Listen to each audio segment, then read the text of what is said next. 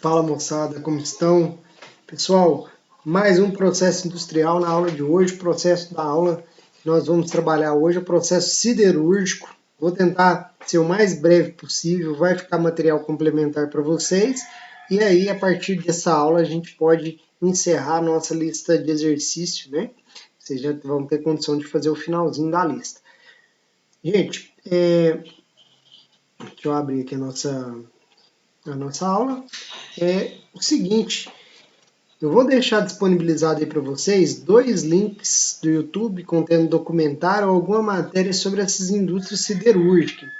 Fiquem atentos, pessoal, principalmente porque recentemente teve alguns acidentes envolvendo aí o processo siderúrgico no Brasil, acidentes importantes, né?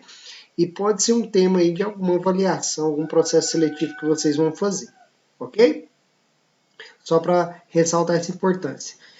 Pessoal, antigamente, como que era produzido o ferro, né, o minério, os produtos oriundos do minério de ferro? Na verdade, a gente tinha uma produção artesanal, né, utilizando fole, certo?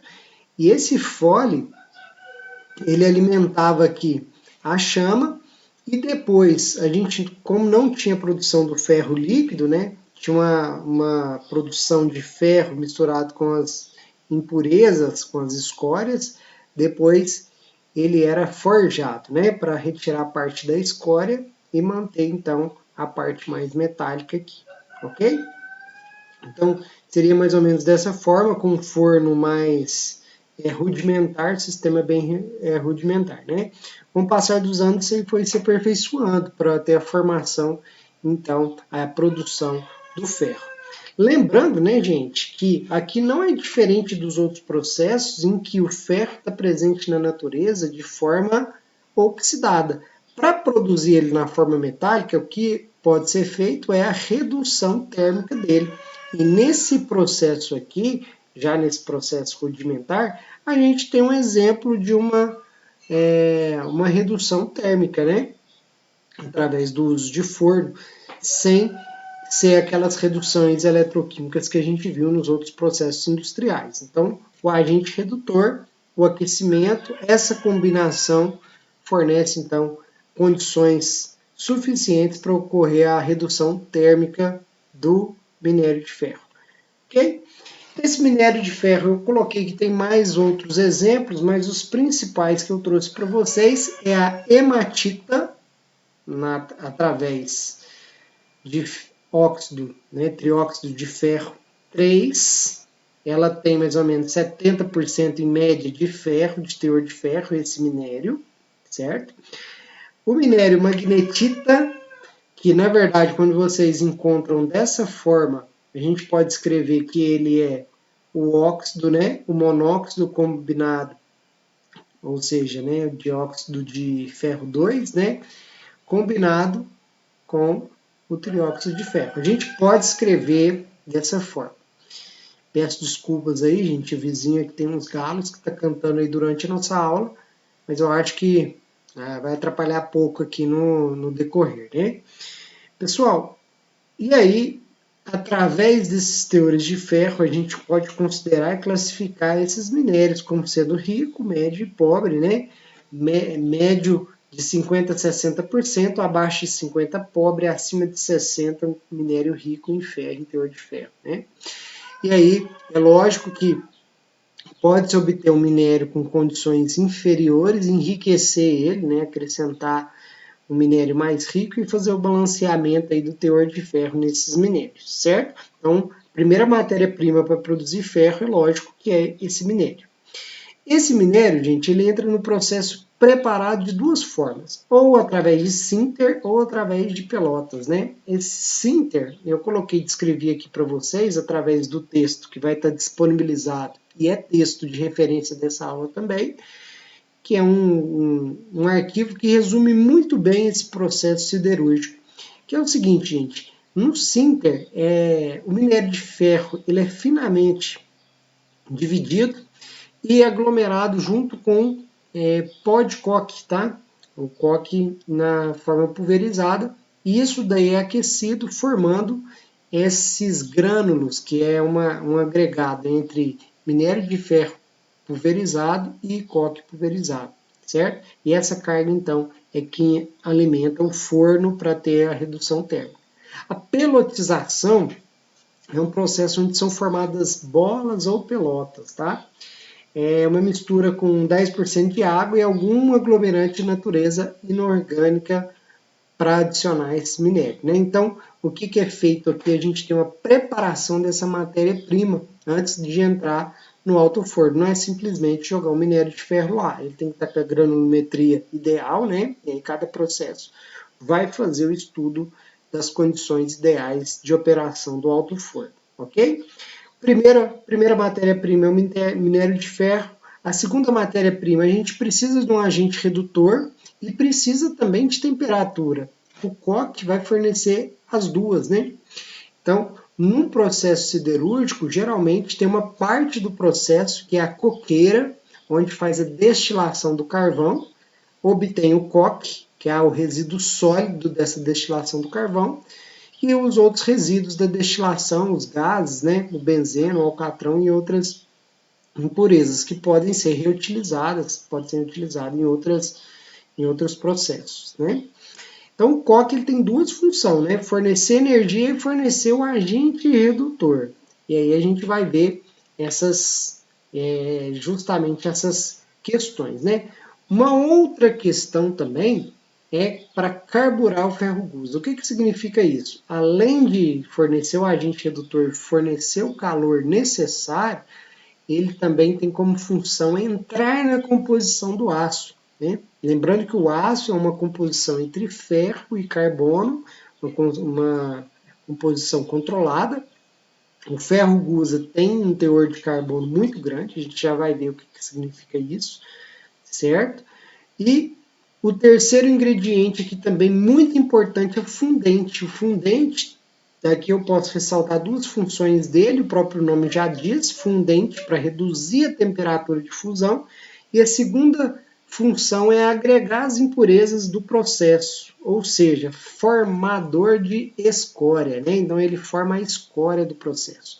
Tudo que não vai virar ferro gusa ou aço, né? Nessa primeira etapa aqui do forno, os fundentes eles ajudam a agregar essas impurezas, ok? Então são essas três matérias-primas principais, né?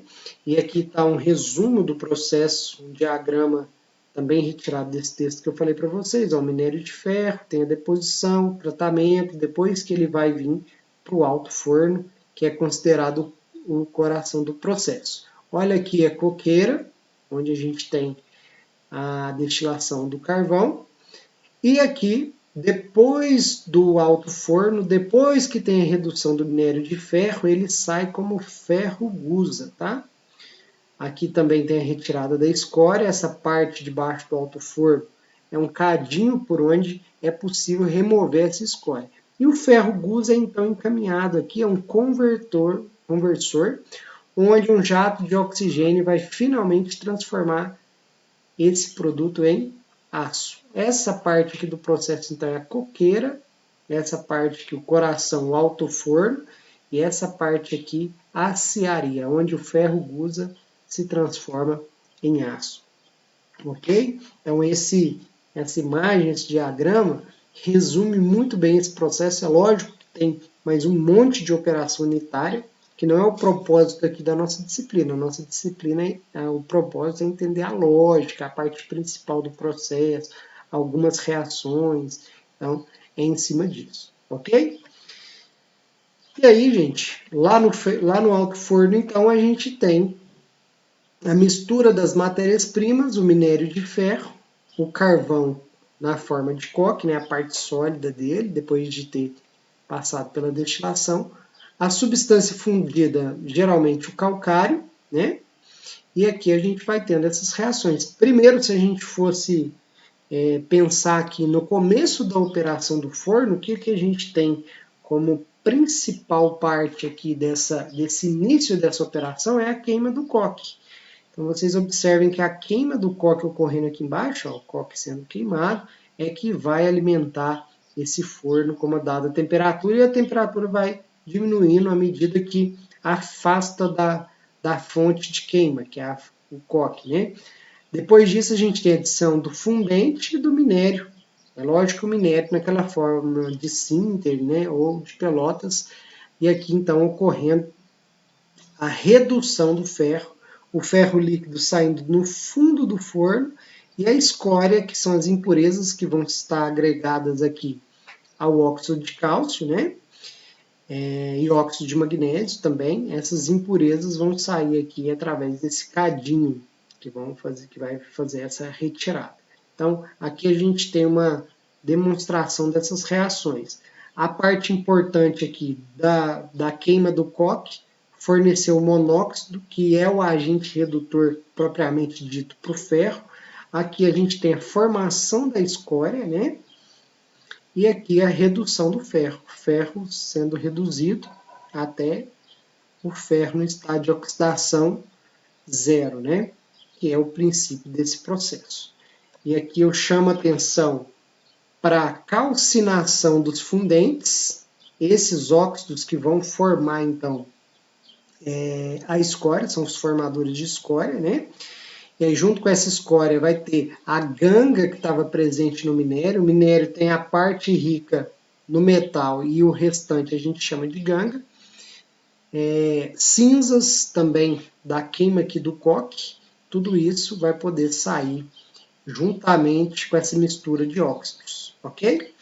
E a redução do ferro, que é o que a gente busca, né? Então está aqui mostrando essas reações de redução, o agente redutor monóxido de carbono, aqui o minério de ferro, seja na forma de ferro 3+, ou na forma de ferro 2, ferro 3, e depois dessa primeira redução, a gente demonstra aqui a produção, finalmente a produção e redução do ferro metálico. O que acontece, gente, é que nessa parte aqui, o teor de carbono não está bem ajustado e a gente ainda não tem uma aplicação direta aqui conforme tem o aço, né? Ele ainda tem propriedades mecânicas muito ruins, é mais quebradiço e tudo mais. Então, nessa primeira etapa, a gente não tem o aço, chamado de ferro gusa. Ele tem aí até 5% de teor de carbono e isso precisa ser ajustado, ok? Então, olha só, o ferro gusa, que é o produto aqui do forno, do alto forno, é o ferro gusa, ele contém aproximadamente 2 a 5% de carbono e outras impurezas de silício, fósforo e enxofre. Então, isso aqui ainda não é chamado de aço. E a escória, que foi formada nessa etapa, ela está rica em quê? Nos fundentes, lógico, né?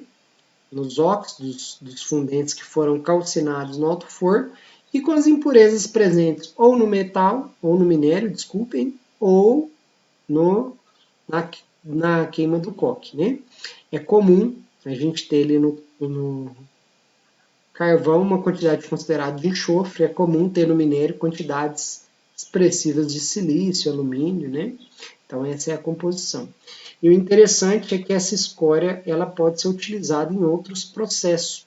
Por exemplo, no processo de produção do cimento, a gente precisa muito de silicatos, aluminatos, o próprio óxido de cálcio, né, que é, vamos dizer assim, o ingrediente principal para a produção de cimento, ferro. Então são muitos componentes importantes na fabricação do cimento que a gente ainda vai estudar esse processo, ok?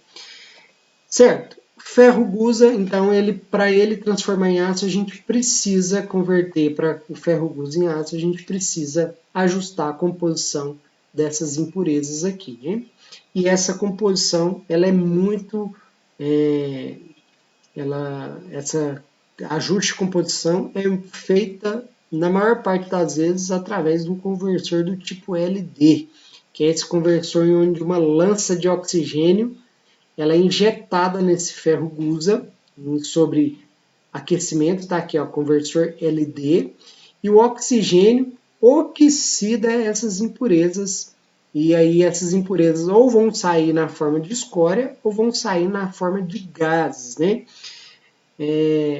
Quando eu comentei no começo da aula, vale a pena vocês dar uma passada e reler essas notícias que falam sobre esses acidentes em siderúrgicas, porque vários desses acidentes ocorrem nessa parte, né? Você tem algo muito quente injetando oxigênio, se não tiver um controle muito rigoroso aqui do processo, desses gases que vão ser emanados aqui, corre-se o risco de gravíssimos acidentes, né? Então, é isso que eu gostaria que vocês dessem uma pesquisada. Acho que vale a pena e pode ser tema aí de alguma questão de Enem.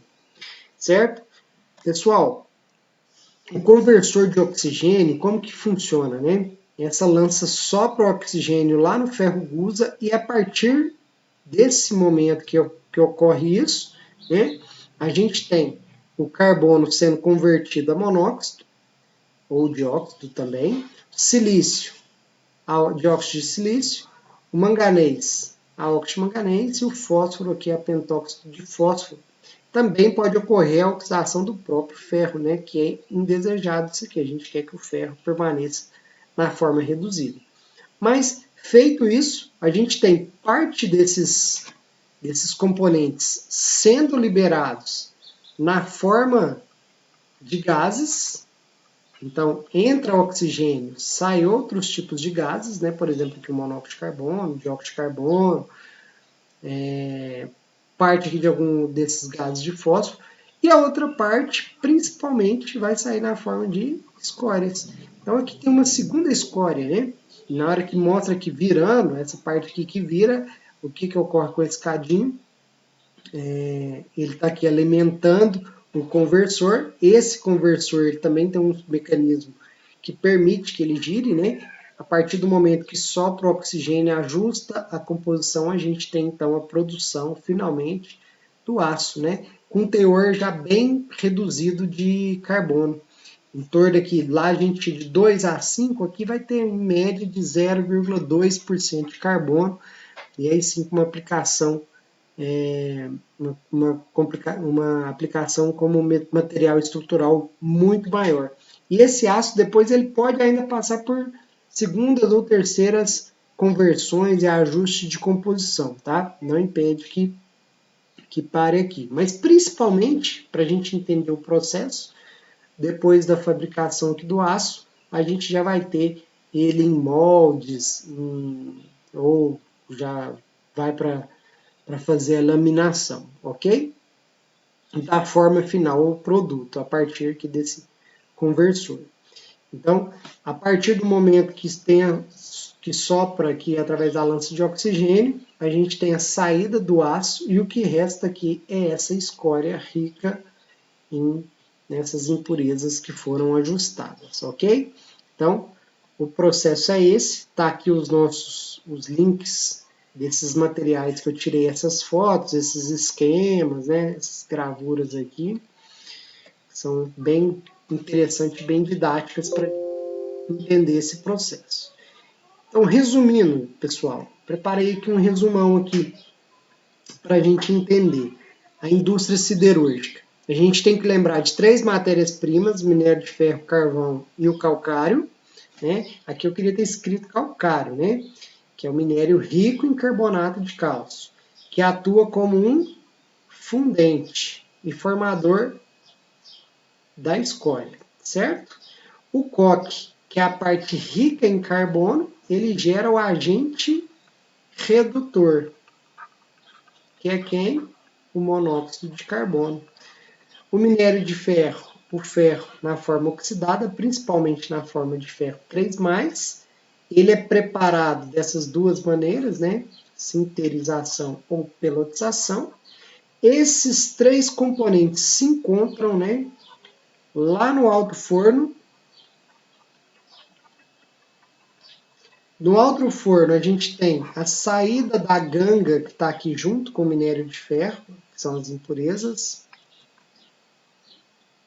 Aqui a gente tem, então, uma primeira escória rica em ferro, rica em alumínio, rica em silício, certo? Depois do alto forno, a gente não tem uma composição bem ajustada do teor de carbono, sai o ferro aqui, então sai na forma de ferro gusa, mas aqui ele já está na forma reduzida, ele foi reduzida lá no alto forno, que teve o contato com o agente redutor em alta temperatura, certo? O ferro gusa, então, ele vai para um conversor, e nesse conversor, utilizando aí como exemplo o conversor do tipo LD, a lança de oxigênio oxida essas impurezas e finalmente a gente tem o aço líquido que depois vai ser dado a forma para ele.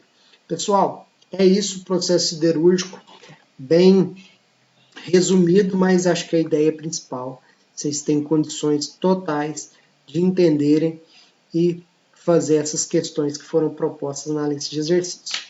Valeu demais, obrigado, gente, e até a próxima aula, até o próximo processo industrial. Valeu!